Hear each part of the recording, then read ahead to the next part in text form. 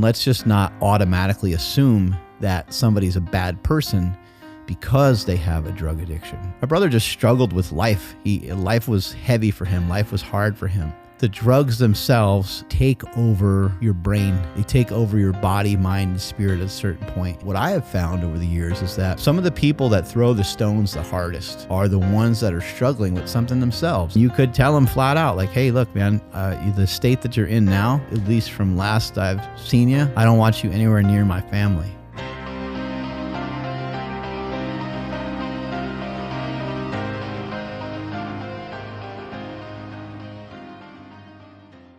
All right, every single year since I can remember, I've been talking about mental health because I had my oldest brother, my childhood hero, die now long ago of drug overdose. He had mental illness, and this year I never really got an opportunity to talk about it. A lot of times I just grab my phone and I'll just record, and there's videos. You can go back on my Super Training 06 channel, and you'll see, videos of me talking about my brother Mad Dog, my brother Mike. You could see me talking about him in the park. You could see me talking about him in my driveway of my home. So I made many different videos discussing, what has happened with him. And I saw a video on Instagram recently that I was like, this is a great opportunity to talk about this, because I do think, obviously it deserves more service than just talking about it once a year. But I know that many of you struggle with addiction. I know that many of you struggle with a family member that has addiction as well. And so we'll just play the clip here and we'll go from there. Being addicted to drugs does not make you a bad person. Maybe it's a weakness. It needs to be addressed. The struggle goes on. There's no end to the struggle. This is life. We struggle every day, and we just try to struggle better. And he's trying to struggle better. Now, if he committed a crime, if he hurt someone, that is bad, and I will say that if and when that news ever came out about him. But the idea that he should be castigated today because he is abusing a substance or substances, well, why do you think he's been taking Xanax and weed since he was a teenager, since he was a young kid? Guy has problems. Like, he's a superhuman athlete, but he is still a human being. There's a lot going on with this video. Ryan, can you look up that athlete? That's I forget what his first name is, but his last name's Gordon, and he was an exceptional athlete for the Cleveland Browns for, I believe, a few years. And the video that we just played, he's just like burning people. He's so fast. He's a receiver, and he was just crushing it. But unfortunately, he ran into some issues with drug abuse. And there we go. What's his name? His name is Josh Gordon. Josh Gordon. There we go. Yeah, and so to try to I guess dig through morals and your morals versus my morals and what we think of someone that does drugs. For so many years in this country, people that were drug addicted were really looked down upon. To each their own, you get to think your own thoughts, and we live in, a free country, and you're allowed to think that. You're allowed to think that someone that does drugs is a dirtbag or a loser or something like that. But I would hope that it comes with more understanding than just that, and just writing them off and just thinking that they're some giant piece of shit, because it could happen to you. It could happen to your friend. It could happen to your significant other. It could happen to like happened for me. It could happen to your brother, but it could happen to you as well. This is a long life, and we don't know where life will take us. And so you could be a well-meaning person. You could be somebody that you feel is a contributor to our society.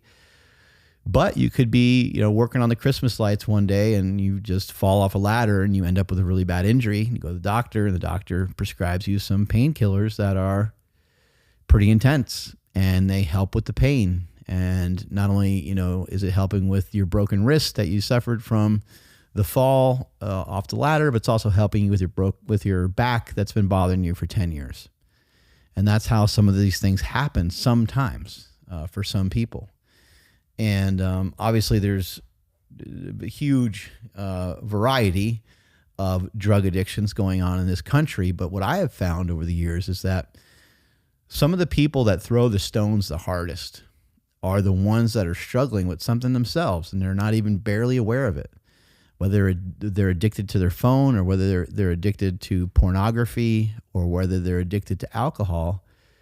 I've seen this many times. Some people that I know are just very judgmental and very quick. And so I'm not trying to make anyone think the way that I think. What I want to share here today is more of, let's just have a better understanding of drug addictions, and let's just not automatically assume that somebody's a bad person because they have a drug addiction. What the guy said in the video is actually really interesting. He's like, just because the guy's addicted to drugs doesn't make him a bad person. And that statement is only half true, because when you are addicted to drugs, you are not a very good person at all.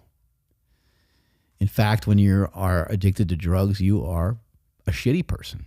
You're a piece of shit. You're a dirtbag. You're a scumbag. Whatever words you want to utilize to describe somebody that will lie, cheat, and steal from their own family, then those words are appropriate sometimes for some people, some of the time, that are addicted to drugs.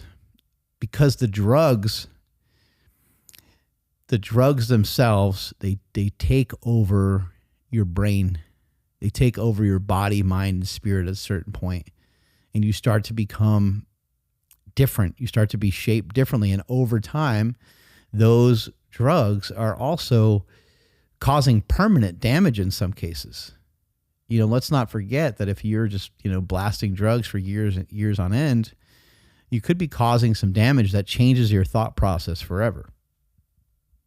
I don't know how many people know this, but we've had Andy Triana on the show, Superbrain, and Superbrain explained trend brain to us.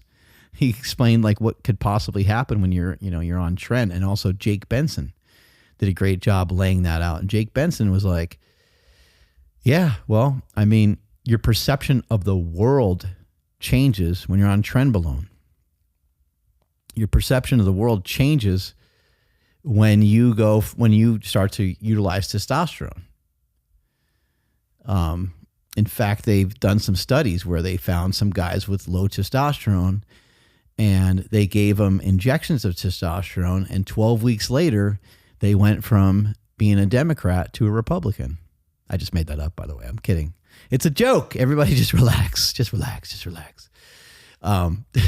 But even something like testosterone, even in some mild dosages, can change your perspective of the world a little bit. When we start to deal with hormones and we start to deal with like brain chemistry, and testosterone will kind of shift your brain chemistry too. To a certain degree. I mean, I know there's a strong relationship between dopamine and testosterone. And what I've seen, in athletes that take testosterone, I've seen people change sort of right before my eyes with, I've seen guys get ready for powerlifting meets and they start blasting, they start taking a lot. They change a lot. And anybody that has been around someone that's getting ready for a bodybuilding show, we also know that those people get to be like, you're really walking on eggshells around those people. They get to be very moody, like crazy mood swings, not necessarily just anger, but sadness and all kinds of other things too. And yes, the diet is playing into it as well. And diet plays a huge role in your brain chemistry overall and stuff like that too. But in the case of a bodybuilder, they're dieting down and they are in a massive caloric deficit. But a lot of times bodybuilders are also blasting a lot of drugs. And, you think about it, they're like testosterone is high and they're trying to, really be on top of things with their training and be out in front of everything. And they put a lot of pressure on themselves. Meanwhile, their natural testosterone, whatever their body would be able to normally produce, would be massively compromised with the particular diet that they're on, because they're not eating hardly any fat. And they're, again, in a caloric deficit, and they're lifting once a day and doing cardio once a day and working on their posing routine. So it's like all this stuff just sort of changes them a lot. It turns them into a slightly different person.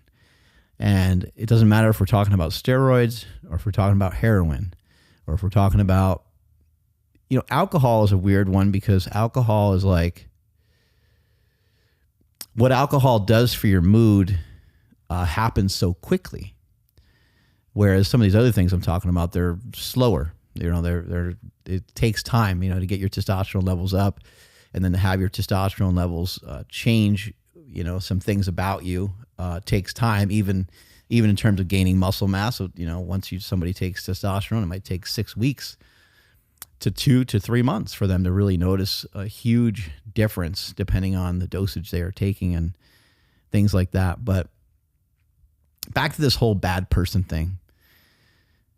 Drugs can definitely take a person that was good and turn them bad. And I think that ends up being the sad part about it. Because a lot of times when somebody is addicted to drugs, a lot of times that person's parents are thinking about before that person got addicted to drugs. And they're thinking, it would be so great if things could get back to be the way they used to be. But they also forget that there were signs and that there were things going on in that person's life that weren't so great, probably before they ever got addicted. It's just that it's hard to see the signs. For my brother just struggled with life. Life was heavy for him. Life was hard for him. I don't know why, but it just was. And maybe life is hard and heavy for all of us to some degree. And maybe some of us just figure out a way to, cope with it a little bit better. That's something I've always said about my brother is I'm okay with his early death. He died at 37. I'm okay with his early death because he just had such a hard time being here. He had such a hard time coping with life. And for many of you, you probably know somebody in your family that is like this, or a friend. And I'd love for you guys to just do your best to not give up on these people. Do your best to not look down on these people. Try your best to have an understanding. Try your best to be empathetic.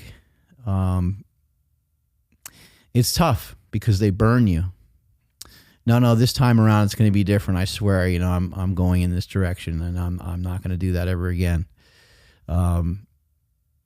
Let me just, if you could just help me out, let me borrow your car for 6 months. I'll, get my head above water and everything will be okay. And then it's not, like you get down the road 6 weeks or so and they're effing up again. And I think, things can be tough. So you don't want to necessarily tangle yourself up with what they're doing.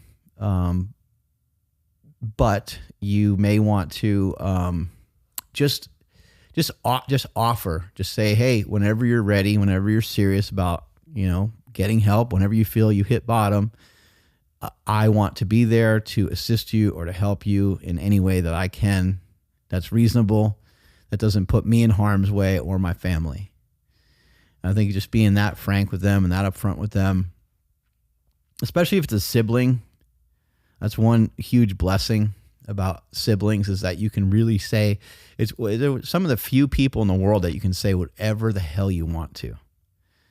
You can't really, I guess you could, but it's probably going to damage something, if you said whatever you wanted to your parents, right? Like whatever things that some people have bottled up over the years to their parents, probably not going to end well. But to your sibling, you could say just about anything, and it seems like everything ends up being okay at some point later on. But drug addiction is a very complicated thing, and I think just understanding that different people are in different places in their lives, and unfortunately, that person felt the need to go towards a specific drug. that specific drug probably led them to take an even more powerful drug. As they mentioned with Josh Gordon, he was utilizing Xanax and utilizing marijuana from very young ages. It turns out that it seems like marijuana is a pretty dangerous drug, which, you know, I think people have gone back and forth on over the years and like, come on, it's just some weed.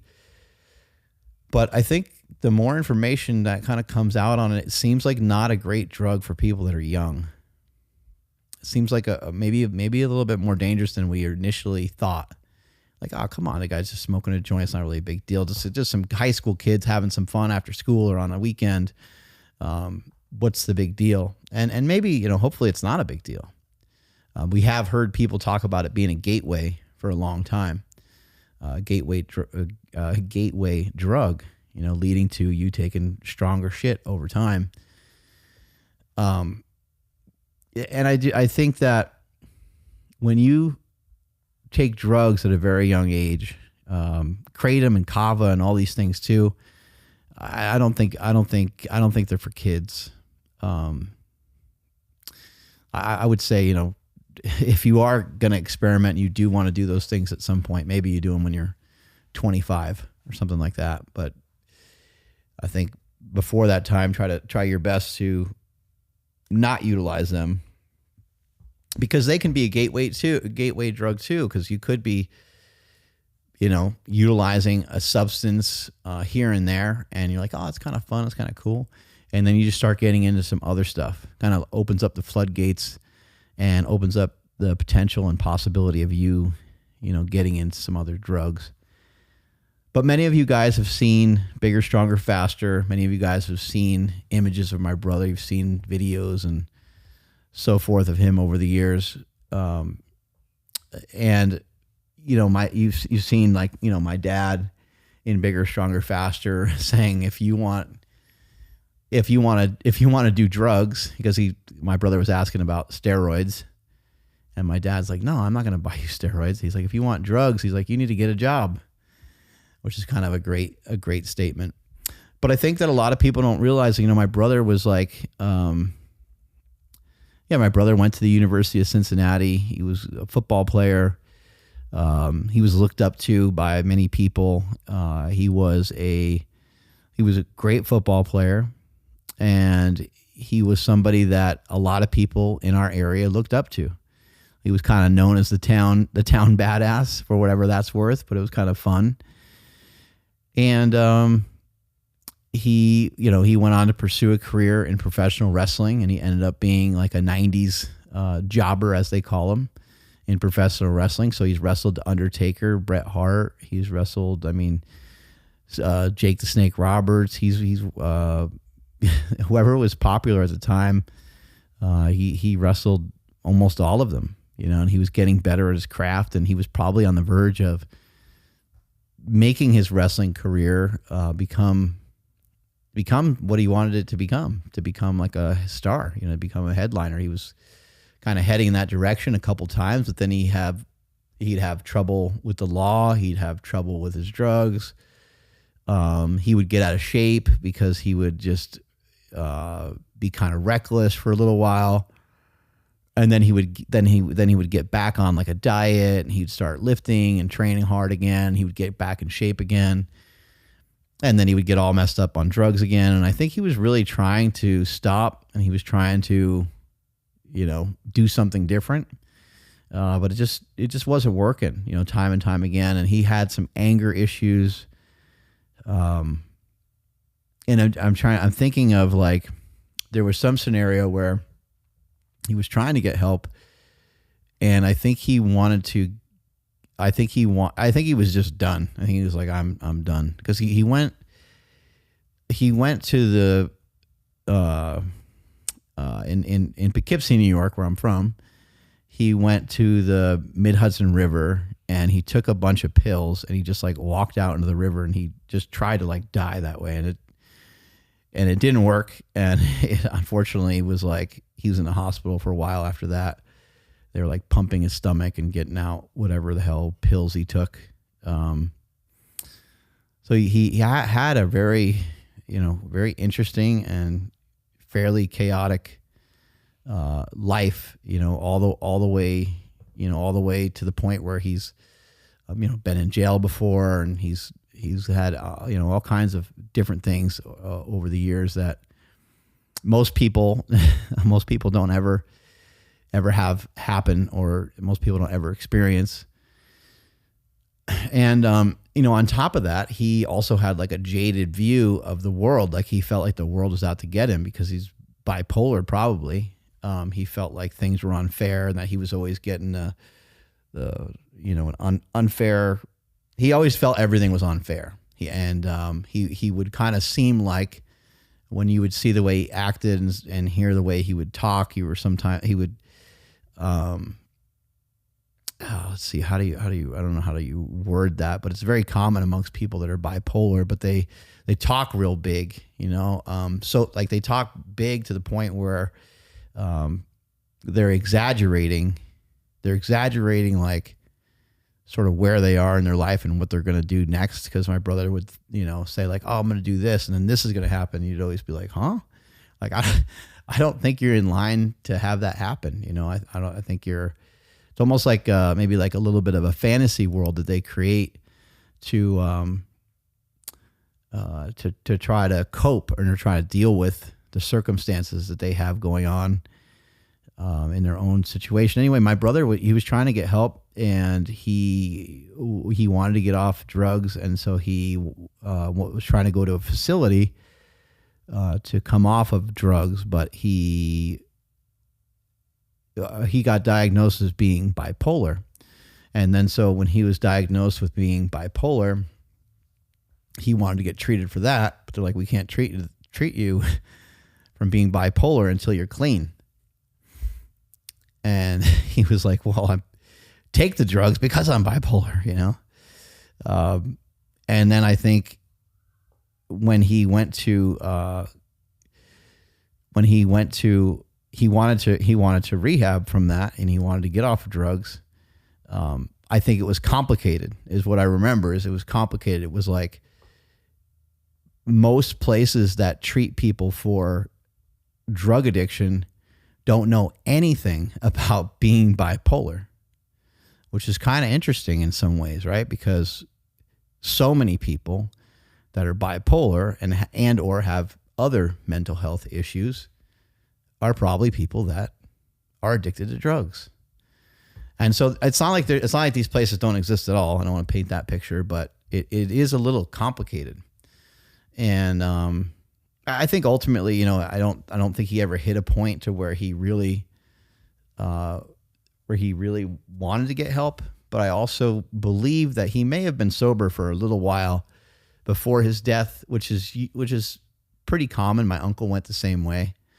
My uncle was addicted to cocaine, and I don't know if he died from cocaine, but I remember that he was sober for a while. He had like this nice burst, this nice streak where he was sober for a while, and he was acting, more normal. And then I think he like relapsed.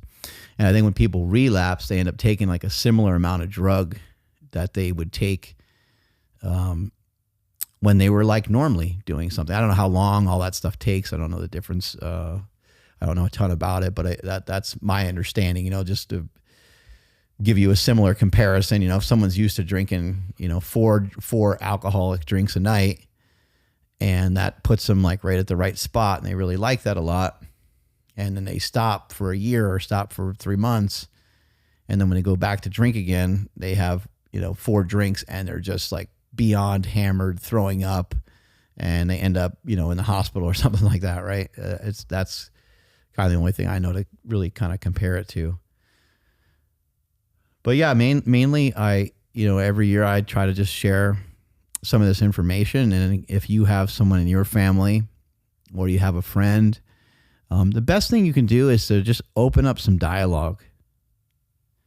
Just talk to them, because maybe they're not going to be here someday. I mean, think about that. Think about like, and you might be numb to it. And I understand it because I'm still make myself numb to it today. It breaks my heart every day, but I have learned to, build a callus over it, basically. And I've come to terms with it. Don't get me wrong. It's not like I haven't done my work to work my way through it. I'm not just sweeping it under the rug. But for many of you, it's a tough thing. But it's easier for me to go on with my day-to-day knowing that I've had many conversations with my brother about his drug addiction. I talked to him many times. I offered helping in whatever ways I could. Keep in mind, I have, while he was still around, I had very young children. And so he's my brother, but I don't want anything to do with him, right? Not if it's going to compromise my family. I don't want anything to do with him. I'll talk to him on the phone, but I don't want to have him over their house. I don't want him watching my kids. I don't want my kids to see someone who's drunk. I don't want my kids to see someone who's out of control. I don't want my kids to see someone who's high. I don't want my kids to see someone that's just like sporadic, right? And some people are like, man, that's callous, man. I can't believe you would be that way to your own brother. I was like, well, if you were in my shoes, you probably end up being very similar, because it does change people. So that guy, kind of making that statement, that video, saying it doesn't make people a bad person is actually somewhat untrue. It doesn't mean the person is a shitty person per se, but when they're doing drugs, they treat people like shit. And the people that are closest to them, the people that love them the most, they squeeze the life out of you. And it sucks. It's really hurtful. It's very painful. But somebody in a situation has to figure out something so that everyone can sort of move forward from it. And so I'm saying, even though your hand has been burned probably 20 times, still stick it out again. Still stick it out again. It might be worth getting burned the 21st time, just in case there is some hope that you're able to save them, the way I was with my brother Chris. My brother Chris, he also fell victim to being addicted to drugs as well.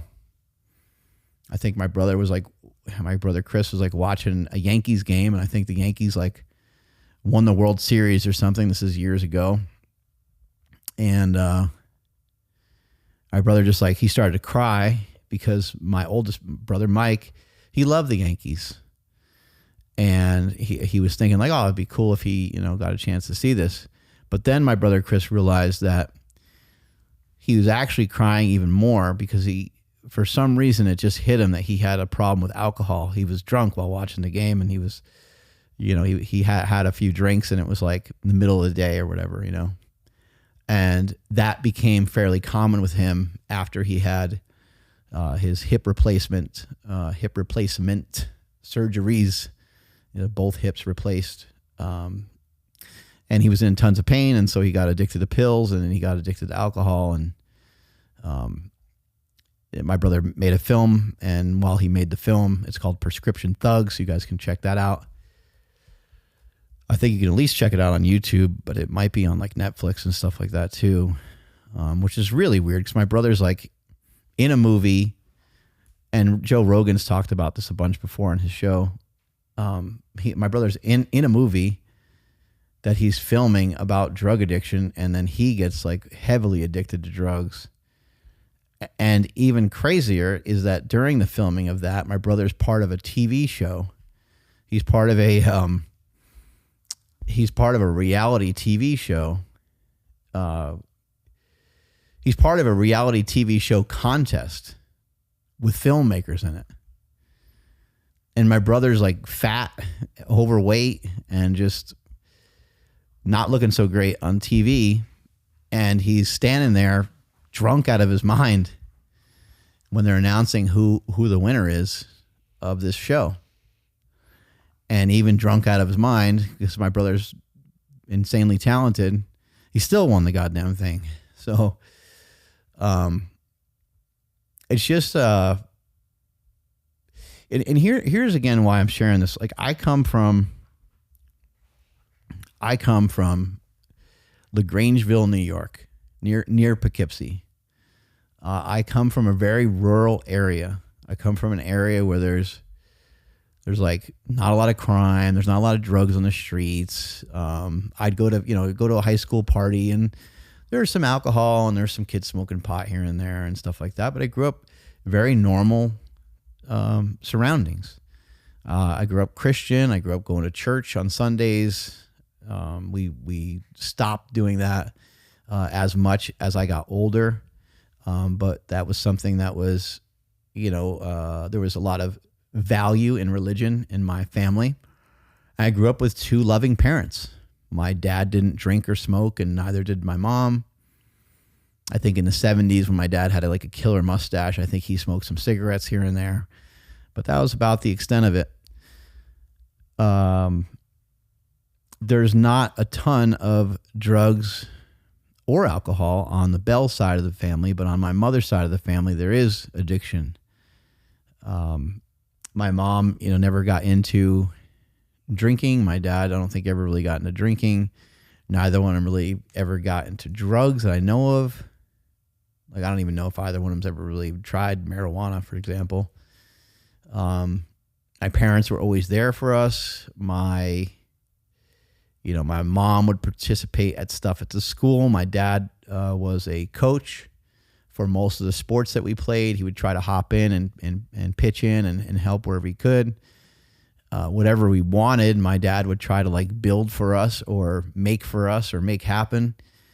I remember him installing a basketball hoop in our driveway. I remember him getting my brother Chris. My brother Chris had knee surgeries when he was young. He was born kind of with, bow-legged a bit, and he needed to have some surgery on his knees because he had a lot of pain. And the way that he was going to overcome pain was to be strong. And so my dad got us this killer weight set, legit weight set, not even a weight set, not even a Sears weight set. He got us Olympic plates. He got us 45-pound plates, 25-pound plates, barbells, squat racks, a curl bar, a couple of dumbbells, and we had a bench press. And I'm trying to think, was there anything else in there? The dumbbells were adjustable from what I remember, so that way you don't have to have a whole giant rack of dumbbells. But yeah, they were there. We had a punching bag in there. My dad and mom were super supportive. We grew up with some Christian values. We didn't lack discipline. My dad would whack us with the belt if we got out of line, and if we needed further disciplinary actions, that's the way things were handled in my house. So there's nothing in the household that I can think of that would, because I think that what happens when people hear about someone being addicted to drugs, I think they paint this picture that this person came from this shit background and didn't have parents, or they weren't given the love and attention and affection that they needed. And in my case, it's not necessarily true. And so I'm just sharing my own experience, and maybe other times, maybe it is true. But whatever the case is, whether somebody has support or didn't have support, when somebody gets hooked on drugs, I still think that we should be more empathetic, and we should think about it a little bit more before we go and cast a bunch of judgment. And then also, what are you doing it from a glass house? Are you making your judgment from a glass house, or are you addicted to some stuff too? Are you sitting there, judging these pro athletes that maybe get addicted to drugs while you're, 6 or 7 beers into watching the Super Bowl or something like that? Just awesome stuff to think about, but mainly, aside from that, even, is just, it doesn't hurt to try to be as kind as you can, and it doesn't hurt to, it's not going to cost you that much extra energy to call up the family member or to run into the family member, have conversation with them somewhere, sometime. And you could tell them flat out, hey, look, man, the state that you're in now, at least from last I've seen you, I don't want you anywhere near my family. But if you need help, or I will assist you and help you to get out of this jam whatever way I can. Whatever you need to tell them, you just tell them, just say it. Because again, there might be a day where they're just not here anymore. And that happened to me and my family. And, now it's me, my brother Chris, and my dad. My mom's gone too. And my mom didn't die of drug addiction. She died from obesity. But, do the best you can with the people that you have here today. And when you do your best, it will be, hopefully, it can save their life the way that I was able to save my brother Chris's life. And hopefully it will put your mind at ease if you do lose somebody, and it will make some of that whole situation seem a little bit easier. Strength is never weakness. Weakness is never strength. Catch you guys later. Bye.